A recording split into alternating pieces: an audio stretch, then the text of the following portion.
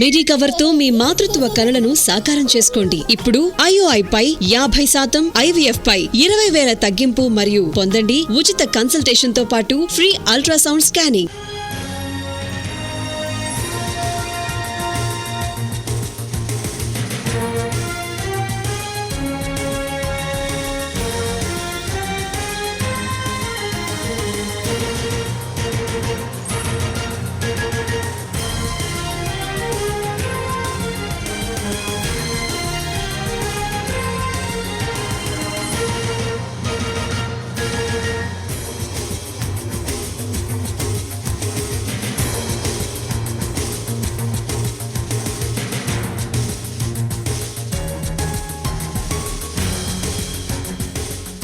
Telangana CM Revanth Reddy కలెక్టర్లతో భేటీ అయ్యారు. ఈ సమావేశానికి డిప్యూటీ సీఎం భట్టి విక్రమార్క హాజరయ్యారు. రైతు భరోసా, ఇందిరం ఆత్మీయ భరోసా, రేషన్ కార్డుల జారీపై కలెక్టర్లకు సీఎం రేవంత్ దిశానిర్దేశం చేశారు.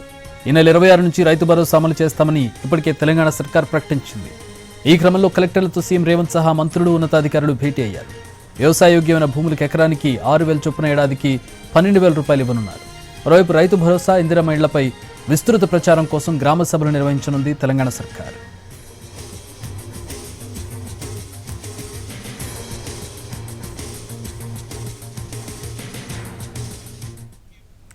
కలెక్టర్ల భేటీకి సంబంధించి మరిన్ని వివరాలు మా ప్రతినిధి సుధీర్ లైవ్లో అందించడానికి సెక్రటేరియట్ నుంచి అందుబాటులో ఉన్నారు. సుధీర్,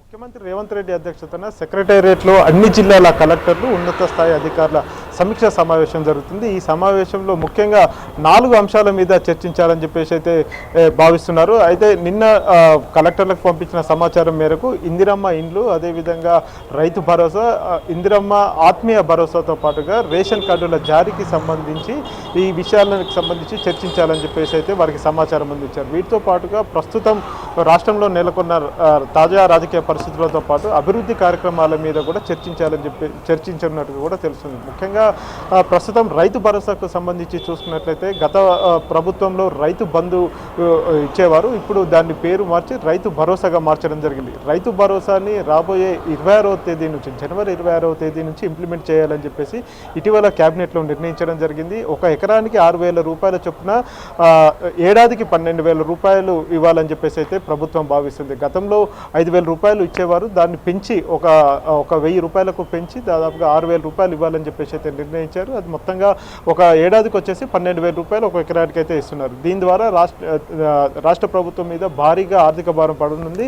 ఇవే కాకుండా ఇందిరమ్మ ఆత్మీయ భరోసా పథకాన్ని కూడా అమలు చేయాలని చెప్పేసి అయితే భావిస్తున్నారు. ఎవరైతే భూమి లేకుండా నిరుపేదలు ఉన్నారో వారంతా కూడా రైతు కూలీలుగా పనిచేస్తున్న వారు ఉన్నారో వారికి, రైతు కూలీలందరికీ కూడా 12,000 రూపాయల చొప్పున ఏడాదికి 12,000 రూపాయలు ఇవ్వాలని చెప్పేసి అయితే భావిస్తున్నారు. వీరికి ఇందులో లబ్ధిదారులను ఎంపిక చేయడానికి సంబంధించి చూసుకున్నట్లయితే ఎవరైతే NREGS గ్రామీణ ఉపాధి హామీ పథకం, జాతీయ గ్రామీణ ఉపాధి హామీ పథకం ఏదైతే ఉంటుందో ఆ ఉపాధి హామీ పథకంలో ఎవరైతే పనిచేస్తున్నారో వారికి సంబంధించి వారి జాబ్ కార్డుల ఆధారంగా వారందరికీ కూడా 12,000 రూపాయలు ఇస్తామని చెప్పేసి అయితే ప్రాథమికంగా తెలంగాణ ప్రభుత్వం అయితే చెప్తుంది. ఇవే కాకుండా రేషన్ కార్డుల జారీకి సంబంధించి చూసుకున్నట్లయితే గడిచిన 10 సంవత్సరాలుగా కొత్త రేషన్ కార్డులు రాష్ట్రంలో ఎక్కడ కూడా పంపిణీ చేయలేదని చెప్పేసి ప్రభుత్వం, కాంగ్రెస్ ప్రభుత్వం అధికారంలో వచ్చినప్పటి నుంచి కూడా అదే విషయాన్ని చెప్తుంది.